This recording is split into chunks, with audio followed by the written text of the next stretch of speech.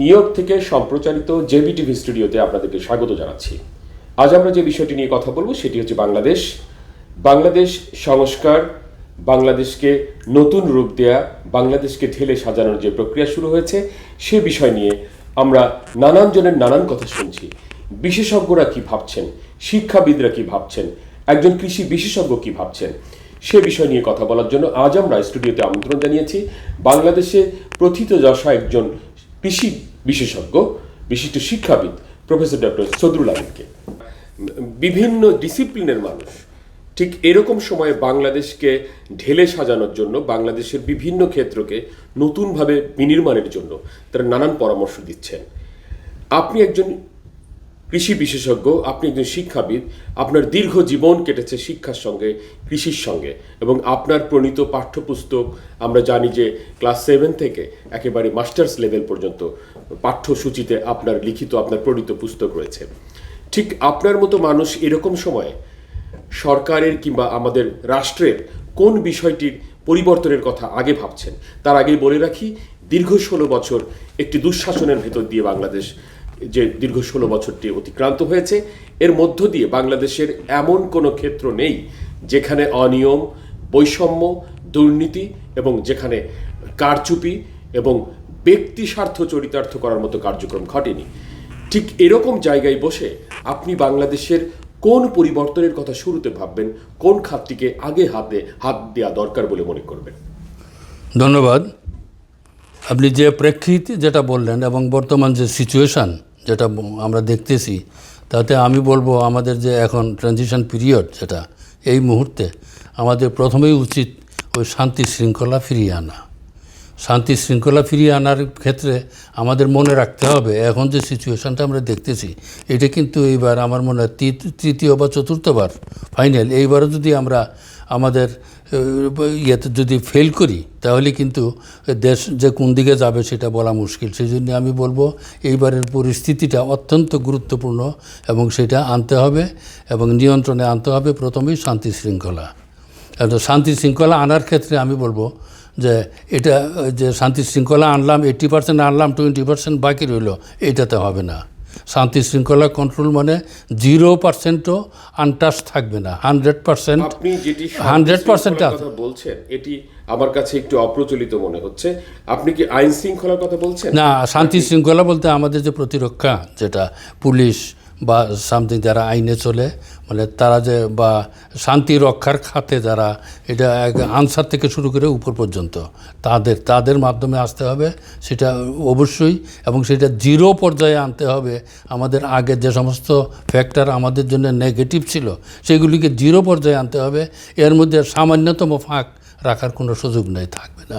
আমার মনে হয় যে আমরা এখন পর্যন্ত যেভাবে হচ্ছে তাতে একটার পর একটা যেভাবে ফেস করা হচ্ছে এই পরিস্থিতিগুলি, তাতে আমার মনে হয় আমরা সেই দিকেই আছি, কিন্তু সেটা 0 পর্যায়ে নিতে হবে, কোনো একটাকেও ছাড় দেওয়া যাবে না। অথবা আমরা যে সিস্টেমটা কাজ করতেছে সেই সিস্টেমটাকে আমাদের সবাই মিলে মনে রাখতে হবে। এখন যেটা দরকার সেটা হলো কথা কম কাজ বেশি।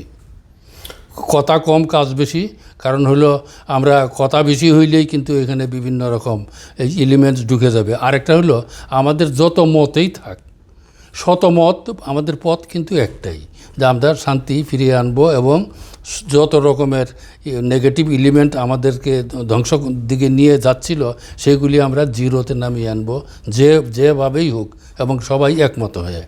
এখানে স্যার একটি প্রশ্ন আছে, সেই বিষয়গুলো তো অ্যাড্রেস করা দরকার। আমরা কোথায় কোথায় কি পরিমাণ অনিয়ম হয়েছে, যেমন আমরা যদি ব্যাংকিং খাতের যদি আমরা ঋণ খেলাপির কথা বলি, অজস্র মানুষ ঋণ খেলাপি হয়েছে, অজস্র মানুষ ঋণ নিয়েছে, শত শত কোটি টাকা, লক্ষ কোটি টাকা ঋণের বোঝা বেড়েছে, বাংলাদেশের বেড়েছে। একইভাবে বাংলাদেশ থেকে লক্ষ কোটি টাকা বিদেশে পাচার হয়েছে। একইভাবে এরকম প্রত্যেকটি খাতে অনিয়ম হয়েছে। যে ব্যাপারগুলোকে যে অ্যাড্রেস করা হচ্ছে এবং এই অনিয়মের পেছনে যারা যুক্ত তাদেরকে আইনের আওতায় আনা হচ্ছে, এটিও তো মনে হয় বর্তমান সময়ের অন্যতম করণীয়। ধন্যবাদ। আমাদের ধরেন 43-44টা মন্ত্রণালয় ছিল, এই 44টা মন্ত্রণালয়ে নানা রকম এরার হয়ে গেছে, কোনো এক জায়গায় হয়নি, সব জায়গায় হয়েছে।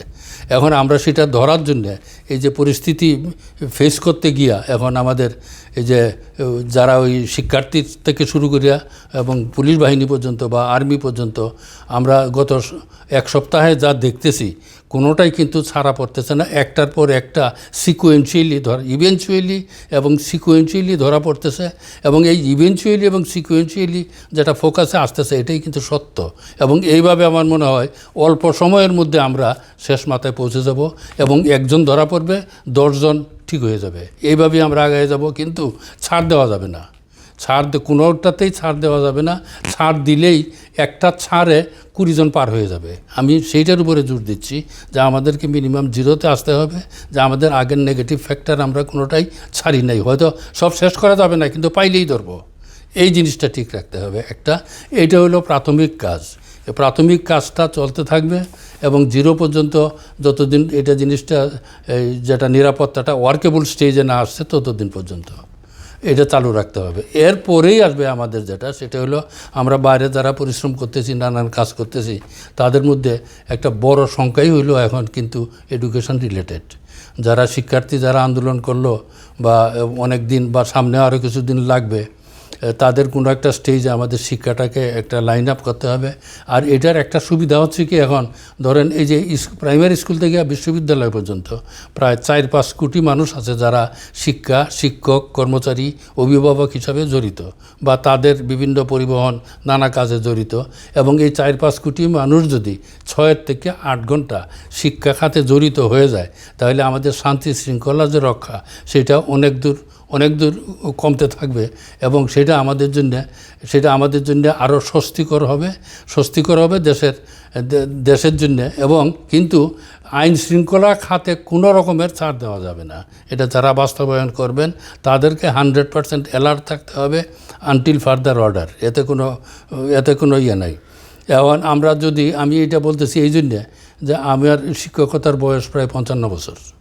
এই 55 বছর বয়সের অভিজ্ঞতা দিয়ে আমি বলতেছি যে এই যে 1 বছর 2 বছর আগে থেকে যে বলা শুরু হইল শিক্ষা খাতে, যে যা পড়তেছি এতে কোনো চাকরি হবে না, যা পড়তেছি ব্যাংকের লাভ দেয়, যা বলতেছি পরীক্ষা নাই, সেই নানা রকম এগুলি কিছু extraordinary up to date teaching group কিছু তৈরি হয়েছে, যারা এত অত্যাধুনিক হয়ে গেছে যেগুলি আমাদের দেশের শিক্ষার সাথে যায় না। ওইগুলি বাদ দিতে হবে। যে আমরা যেভাবে শিক্ষা এবং পরীক্ষা পাশাপাশি নিয়ে শিক্ষকদেরকে বাধ্য করতে হবে শিক্ষা প্রতিষ্ঠানে থাকার জন্য, এবং ছাত্রদেরকে আরেকটু এক্সট্রা কারিকুলার অ্যাক্টিভিটির দিকে আমাদেরকে যেতে হবে। স্যার, আমি আপনাকে ঠিক আপনার ক্ষেত্রে নিয়ে যেতে চাই, যেটি আমরা দেখেছি যে আপনি টেলিভিশনে, বিভিন্ন গণমাধ্যমে বছরের পর বছর দীর্ঘ 2 যুগেরও বেশি সময় আপনার কথা শুনেছি যে আপনি বলছেন বাংলাদেশের খাদ্য নিরাপত্তা নিয়ে, কৃষি নিয়ে।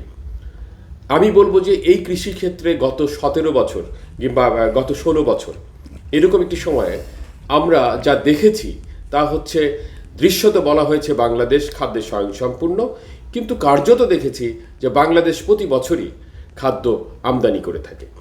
এই যে ব্যাপারটি, এই যে একটি কথা বলে আত্মতুষ্টির মধ্যে যাওয়া এবং বাস্তবতায় দেখা যায় খাদ্য আমদানি করা, এবং আমরা সাংবাদিকতা করতে গিয়ে বারবার এটি অনুসন্ধান করেছি, এ বিষয়ে কাজ করেছি, কিন্তু সরকার যা বলার সেটি বলে এসছে যে আমরা একেবারে শতভাগ খাদ্যে স্বয়ংসম্পূর্ণ।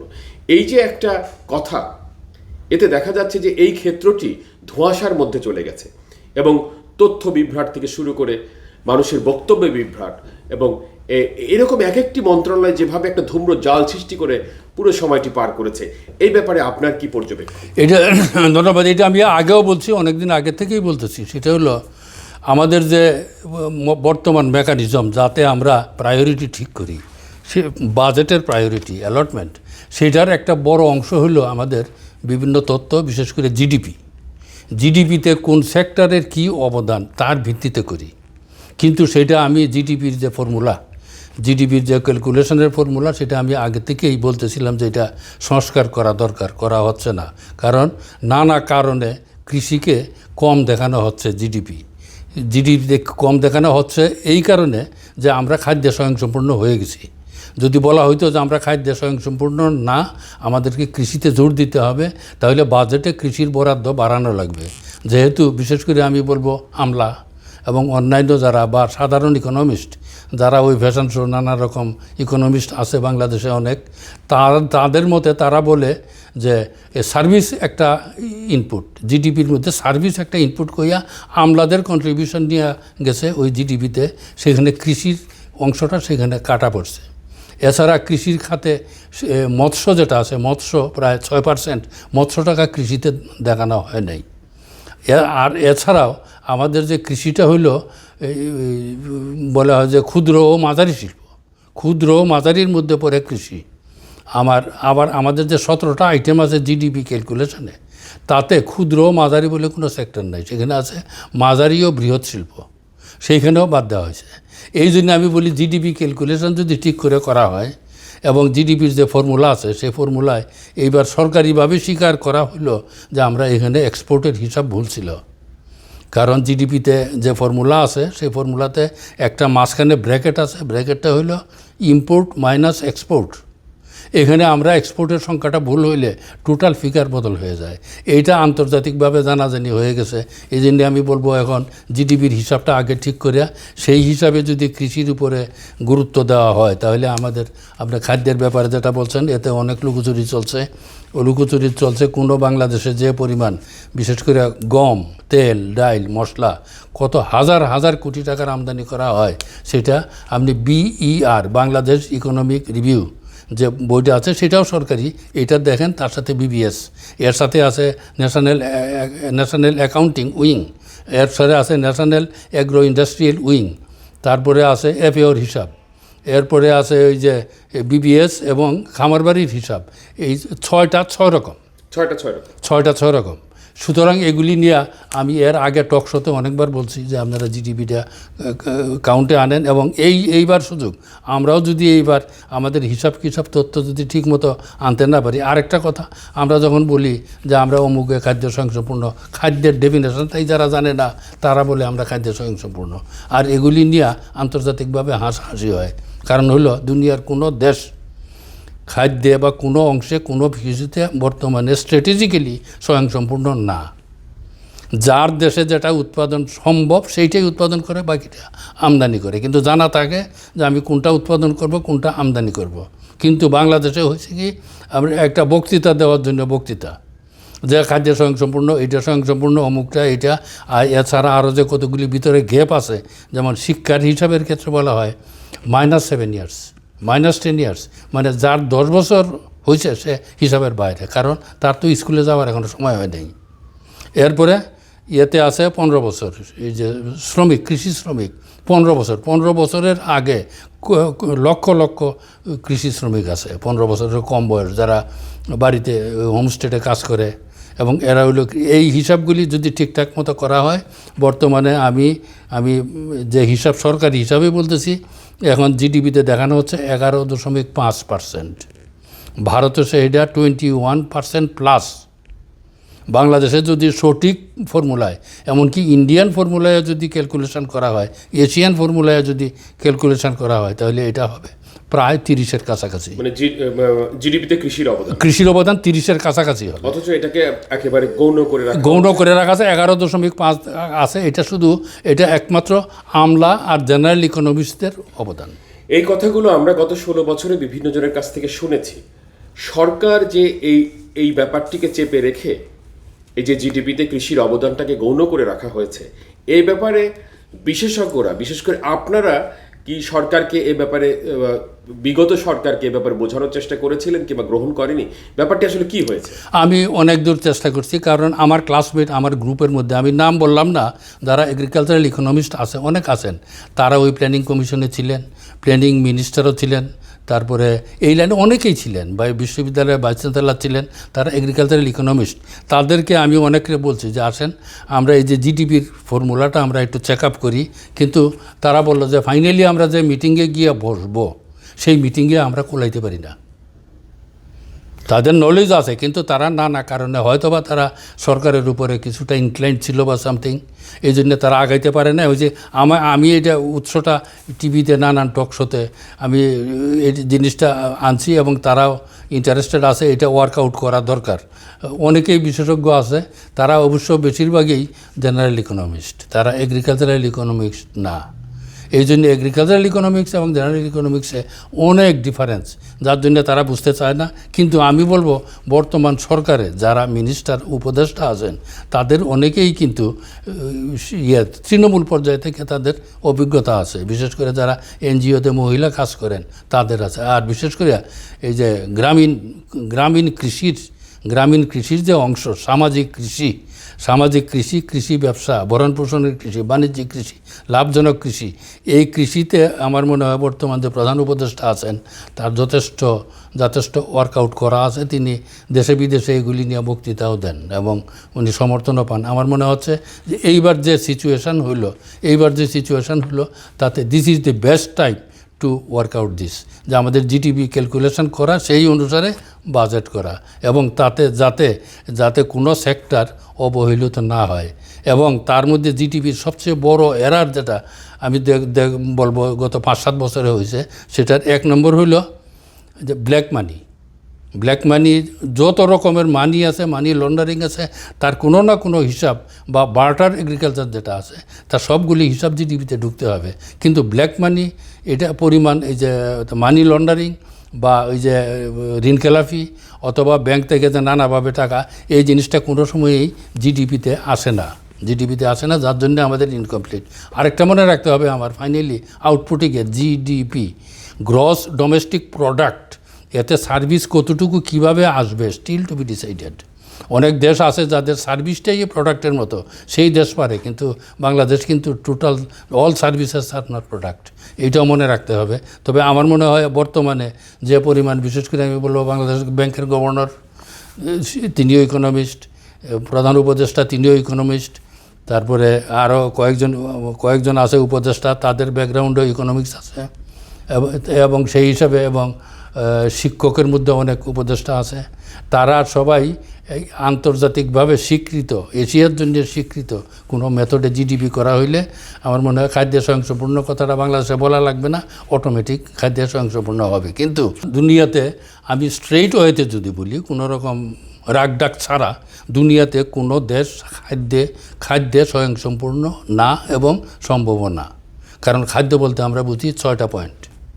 কার্বোহাইড্রেট, যেটা আমরা দানা খাদ্য বুঝি, শর্করা, তারপরে আমিষের পরে তারপরে ফ্যাট, তারপরে ভিটামিন মিনারেল সহ 6টা খাদ্য। এই 6টা খাদ্যের জন্য আমাদেরকে মাছ, ভাত, ডিম, তেল, দুধ, ওই সবগুলি আইটেম খাওয়া লাগবে, শাকসবজি সহ। এটা দুনিয়ার এমন কোনো দেশ নাই যাতে এই 6টা খাদ্যে তারা খাদ্যে স্বয়ংসম্পূর্ণ। সুতরাং খাদ্যে স্বয়ংসম্পূর্ণ কথাটাই জীবনে আসবে না।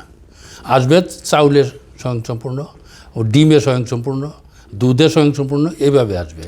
এবং এতে বাংলাদেশে যে খাদ্য স্বয়ংসম্পূর্ণর কথা বলা হয় সেটা একটা, যেমন দানা খাদ্য, কার্বোহাইড্রেট, আমরা যেহেতু ভাত মাছ খাই, কার্বোহাইড্রেটের মধ্যে হইল ধান, গম, ভুট্টা, চীনা, কাউন, এই জাতীয়, এটা হলো কার্বোহাইড্রেট। এর মধ্যে আমাদেরকে ধানে প্রায় কাছাকাছি 80% মতো প্রডিউস হচ্ছে, কিন্তু গম আমদানি হচ্ছে 1 কোটি টন এই বছর, টার্গেট 1 কোটি টন টার্গেট, কিন্তু উৎপাদন হচ্ছে মাত্র 11 লক্ষ টন। 90 লক্ষ টনই আমাদের গ্যাপে আছে। এর মধ্যে এই গম আছে মুরগির খাদ্য, এই গম আছে পশু খাদ্য, এই গম আছে অন্যান্য খাদ্য তৈরিতে।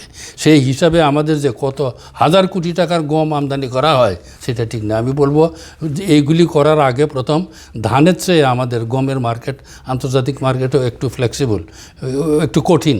ধানের চেয়ে গমের মার্কেটটা কঠিন। এতে ইউক্রেন যুদ্ধের সময়ই আমাদের অনেক সাফার করতে হয়েছে। সুতরাং আমি বলবো গম, তেল, ডাইল, মশলা, এই 4টাকে একটা মিনিমাম স্টেজে আনার পরে বাংলাদেশে খাদ্য স্বয়ংসম্পূর্ণ কথাটাই উচ্চারণ করা ঠিক হবে না। এবং সেটা ওয়ার্ল্ড ব্যাংক বা অন্যদের আইডিয়া দিয়ে দেওয়া যে আমরা কিন্তু খাদ্য স্বয়ংসম্পূর্ণ না, এই জিনিসটা দিয়ে দেওয়া।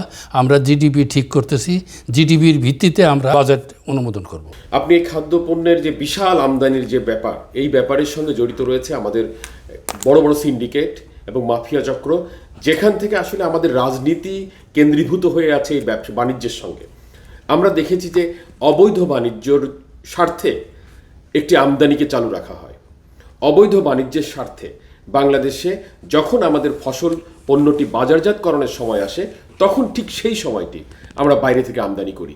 এবং অসম এই প্রতিযোগিতায় যুক্ত হতে যে আমাদের কৃষকরা পদে পদে মার খায়, অথচ একটি বড় মাফিয়া চক্র তারা আঙুল ফুলে কলা গাছ হয়।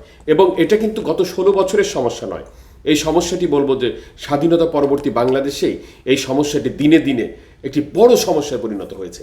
এই ব্যাপারে কি মনে হয়? বড় সমস্যা হয়ে গিয়ে এখন একবারে ঠিক মানে এখন যে অবস্থায় আছে এর চেয়ে আর বড় হয় না, একবারে লাস্ট পয়েন্টে পৌঁছে গেছে।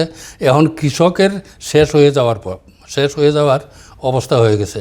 এই যে আমদানির জন্য দেখেন, একটা আমদানি কাজে 4 জন বেনিফিশিয়ারি।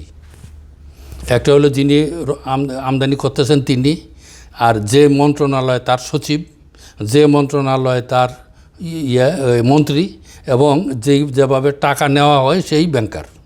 এই 4টা মানুষ সরাসরি উপকারী হয়, কারণ তারা সবাই এটা থেকে কেউ বিদেশ আসা যাওয়া করে, এলসি খোলার মাধ্যমে টাকা নেয়, টাকা নিয়ে আবার এলসিটা এমনভাবে করে যে বিদেশে টাকা তৈরি আসে, বিদেশে আসা যাওয়া করে। সেটা আবার অনেকে কিছুটা আমদানি করে, আবার কিছু এক্সপোর্টও দেখায়। এইখানে যাবতীয়, কারণ এই আমদানিটা চালু রাখে। যদি ক্যাটেগরি 4 জনের মধ্যে বলি, তার মধ্যে এর ইনিশিয়েটার হইল সচিব, কারণ তাদের একটা বড় ইনকাম এই খাতে। সরকার দেখে না, কারণ হলো এই আমদানি রপ্তানি থেকে তারা কিছু ট্যাক্স পায়, এই জন্যে তারা একটু অ্যাভয়েড করে, কিন্তু সর্বনাশটা অনেক বেশি। এবং যারা এই যে টাকা যে লন্ডারিং হয় তার একটা বড় অংশ কিন্তু এই যে এলসি খুলে বেশি দেখায়, কম দেখায়, বেশি এই খাতে। আর তারা এই যে রপ্তানি কম, আমদানির বিষয়টা নিয়ে তারা দেশ বিদেশ চলাফেরা করে। একবার যায় মার্কেট দেখতে, আরেকবার যায় আনতে, আরেকবার যায় ফেরত দিতে, আরেকবার আইনে দেখে যে গম সব পচা। এরকম বহুবার হয়েছে, পচা গম, গরুর খাওয়া পচা গম খাদ্য হিসাবে নিয়ে আসা হয়েছে বহুবার, এখনও আছে এগুলি। সুতরাং সেইগুলির থেকে এটা হলো যদি আমদানি বন্ধ করা হয় তাহলে অনেক তারা ক্ষতিগ্রস্ত হবে, কিন্তু কৃষক লাভবান হবে। কিন্তু এটা মিনিস্ট্রি করে না। কিন্তু এইবারের মিনিস্ট্রি যেহেতু তারা নিরপেক্ষ, তাদেরকে উচিত আমি আমদানি চাই না। একমাত্র বিশ্বের যারা ধনী দেশ, জাপান মালয়েশিয়া কত বছর পর্যন্ত তারা যে মানুষ না খায় মারা যাক, আমদানি করব না সেই নীতিতে ছিল। এবং বীজ এবং সার প্রোডাকশান ইনপুট ফ্রি আপনারা যত পারেন উৎপাদন করেন, কিন্তু মানুষ মারা গেলেও আমি আমদানি করব না, এইরকম একটা সিদ্ধান্ত। যার জন্য দক্ষিণ কোরিয়া কুত্তা খাওয়া শুরু হয়েছিল। ওখান থেকে দক্ষিণ কোরিয়াতে গাছের পাতা খাইতো শুরুতে, এখন তারা কি অবস্থা, তারা মানে রিকভারি হয়ে গেছে। মালয়েশিয়াও তাই, তারপরে জাপানেও তাই। জাপানি পদ্ধতিতে ধান চাষ এর আগে তারা খাইতে পাইতো না, কিন্তু সরকার সমস্ত ফ্রি করে দেয়া, জাপানি পদ্ধতিতে ধান চাষ করে দিয়ে তারা দিয়ে দিছে। বাংলাদেশে এখনও দরকার যে যাই করেন আমদানি করব না, এই একটাই নীতি। আমি এই যে হঠাৎ জিনিসপত্রের দাম বেড়ে যায়, আমি বহুবার বলছি যে আলুর দাম বাড়ে, মরিচের দাম, বিভিন্ন এসেনশিয়াল প্রোডাক্টের দাম বেড়ে যায়। আমি বহু চ্যানেলে অনুষ্ঠানে আমি বলছি যে আপনারা 7টা দিন বা 1টা মাস বন্ধ রাখেন, দেখবেন সব ঠিক হয়ে যাবে। কিন্তু কেউ বন্ধ রাখার সাহস পায় না, মন্ত্রী মনে করে আমার মন্ত্রিত্ব যাবে, সচিব মনে করে আমার লাভ কমে যাবে, এই সমস্ত জিনিস। আমি আপনার কথায় পূর্ণভাবে বলতেছি যে এই আমদানি রপ্তানি বন্ধ না করলে দেশের অ্যাকচুয়াল প্রোডাকশন স্ট্যাটাস এটা কোনো দিনও কারেক্ট হবে না। স্যার খুব ভালো বলছিলেন যে আসলে আমাদের কৃষি এবং মানে আমদানিটাকে বন্ধ করতে পারলে আমাদের উৎপাদন এবং কৃষকের উৎসাহটা টিকিয়ে রাখা যায়। এবার আমি বলবো যে বাংলাদেশের উৎপাদন, খাদ্য নিরাপত্তা এবং কৃষির সামগ্রিক যে শৃঙ্খলা, এটি টিকিয়ে রাখতে কিংবা এটির জন্যে কৃষি শিক্ষা অনেক গুরুত্বপূর্ণ, এটি আমি মনে করি। কারণ সর্বস্তরে কৃষির যে গুণ, কৃষির যে শক্তি, তা ছড়িয়ে না দিতে পারলে আসলে সামগ্রিকভাবে কৃষির সাফল্যটি আমরা ঠিক সেইভাবে আমরা হাতের কাছে আনতে পারবো না, আমরা শক্তভাবে আত্মবিশ্বাসী হতে পারবো না কৃষির উপর দাঁড়ানোর ক্ষেত্রে। এই ব্যাপারটি আপনি কিভাবে দেখছেন? ধন্যবাদ। আপনার প্রশ্নটা অত্যন্ত মৌলিক। এটা একটু ক্লিয়ার না করলে আমার মনে হয় জিনিসটা বুঝতে একটু ক্লিয়ার করতে হবে। সেটা আমি বেশি আগের না, আমি 100 বছর আগের কথাই বলি। যে বাংলাদেশে না, ভারতে যে সমবায়ের ফাদার বলা হয় ফ্রেডারিক সামথিং, আরও কয়েকজন ছিলেন ওখানে। তারা একবার জিজ্ঞাসা করলেন রবীন্দ্রনাথকে 1905 সনে। রবীন্দ্রনাথ তখন বঙ্গভঙ্গ রথ মিটিংয়ে তিনি ইয়েতে গেছিলেন, ওইখানে জিজ্ঞাসা করছিলেন যে আমরা এখন সমবায়টা কেমনে চালু করব। সমবায় কিভাবে চালু করবো এই ভারতবর্ষে। রবীন্দ্রনাথ বলছিলেন যে সমবায় চালু করার কথা বললেন না, আপনারা প্রাইমারি স্কুলে কৃষি সমবায় কোর্স ঢোকান, আপনার সমবায়ও হবে, কৃষি উৎপাদনও বাড়বে। এখন একদম প্রাইমারি স্টেজে যদি একটা মানুষের ভিতরে এই কৃষিটা না ঢোকাইতে পারেন, একটু ম্যাচিউর হওয়ার পরেও সে কৃষির দিকে যাবে না।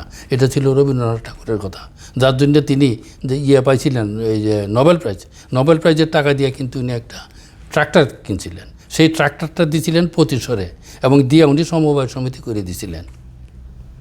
যে সেইটাই বলতেছি, সে তারপরে ভারতবর্ষের কৃষি উন্নয়নের জন্য যত লর্ড টর্ড যারা এখানে আসছেন তখন আমাদের যে ছিল ফুড কমিশনের চেয়ারম্যান, তাকে জিজ্ঞাসা করছিলেন যে আপনারা কী চান। তখন কিন্তু এই যে কম্পোস্ট অফিসার, খামারবাড়ির যে ডিজি ছিলেন আজ থেকে 50 বছর আগে, তিনি ছিলেন কম্পোস্ট অফিসার। ওই ব্রিটিশ লর্ড এসে বলছিল যে আপনি কম্পোস্ট একটা প্রোগ্রাম করে কৃষি উৎপাদন বাড়ান, আপনাদের এই ভারতের মাটি কিন্তু ভালো না। এরপরে আসলো 1900 এই যে লন্ডনের রানী আইসা যখন দেখলো যে এখানে কি দেওয়া যায়, উনি 2টা জিনিস দিয়ে গেছিলেন। একটা হলো যে কার্জন হল ঢাকা বিশ্ববিদ্যালয়ের, আর হলো কৃষি ইনস্টিটিউট শেরেবাংলানগর, যেটা এখন বিশ্ববিদ্যালয় হয়েছে। এটা 1937 সনে বলছিলেন যে এই দেশের জন্য কৃষি শিক্ষা দরকার, এবং সেটা এখন বিশ্ববিদ্যালয়ে আছে। এবং এই যে কৃষি ইনস্টিটিউট 1937 সনের, সেটা বাংলা, বিহার, উড়িষ্যা সব মিলে একটা নাম্বার 1 ইনস্টিটিউট। 3টা ইনস্টিটিউট হয়েছিল, একটা হলো কোয়েম্বাটোর, আরেকটা হলো নাগাল্যান্ড, আরেকটা হলো চিনসুরা গ্রিন, আর সবচেয়ে ভালোটা হয়েছিল এই খামারবাড়িতে, এই যে শেরেবাংলানগরে। সেই কৃষি শিক্ষা শুরু হয়েছিল এখানে।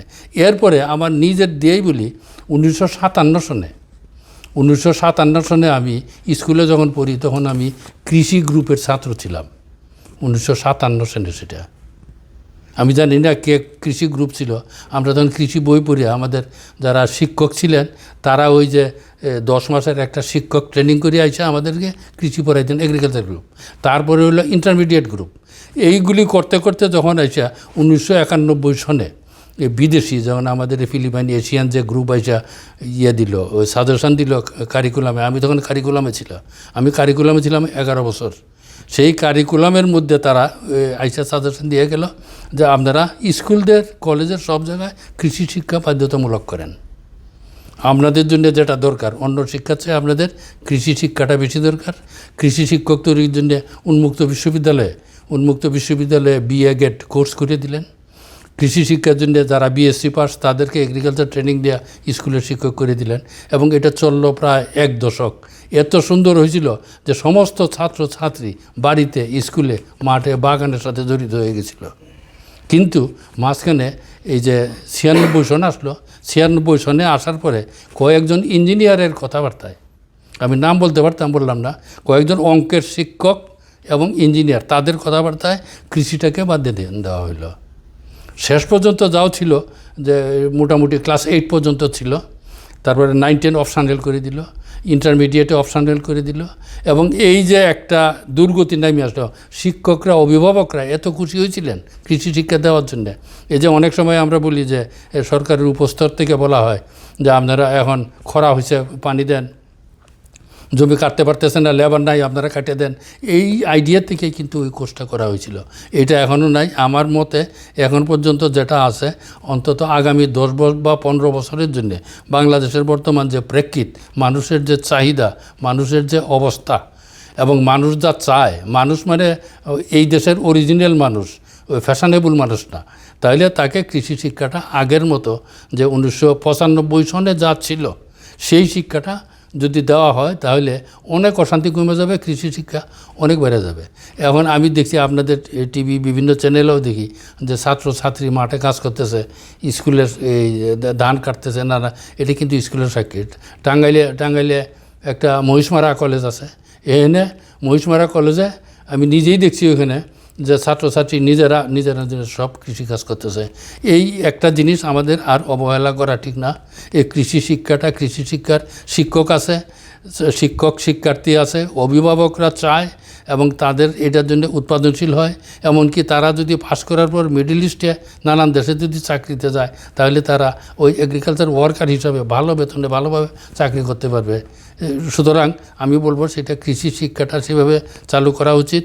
আমাদের এখন 11টা কৃষি বিশ্ববিদ্যালয় আছে, 11টা, তার মধ্যে বিজ্ঞান ও প্রযুক্তি বিশ্ববিদ্যালয়, কিন্তু তাদের নিচের থেকে ফ্লো নাই, নিচের থেকে ফ্লো নাই। ওই কৃষি পড়তে যারা আসে তারা সবাই অর্ধেকটা ফ্যাশন নিয়ে আসে, তারা কেউ কৃষি করতে আসে না, ফ্যাশন নিয়ে আসে। কিন্তু আমি যদি নিচ থেকে ফ্লোটা দেই, প্রাইমারি সেকেন্ডারি কলেজ পার হয়ে কৃষি বিশ্ববিদ্যালয়ে যাবে, তারা হবে অরিজিনাল এগ্রিকালচার গ্র্যাজুয়েটস, এবং এইটাই হবে বাংলাদেশের জন্য আশীর্বাদ। এবং বর্তমান সরকারের জন্য এটা একটা বড় স্কোপ হয়ে আছে, ইতিমধ্যে আছে। শুধু যেটা অর্ডার করা হয়েছিল অনেক 10 বছর চলছিল, সেটা চালু করলেই হয়।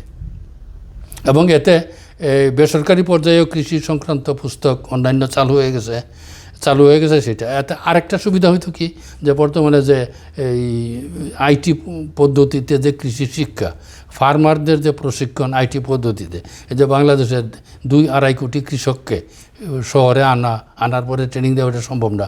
আমরা যদি স্কুল কলেজে এই প্রশিক্ষণটা হইতো, তাহলে এই স্কুল কলেজের ছাত্রছাত্রীদের শিক্ষকের মাধ্যমে রেগুলার কৃষকদের স্মার্ট এগ্রিকালচার সম্পর্কে বা ডিজিটাল এগ্রিকালচার সম্পর্কে ট্রেনিং হইতো, এবং বিদেশি কোম্পানি তাদের ইনপুট ব্যবহার এ সম্বন্ধে ক্লিয়ার স্বচ্ছ ধারণা হইতো।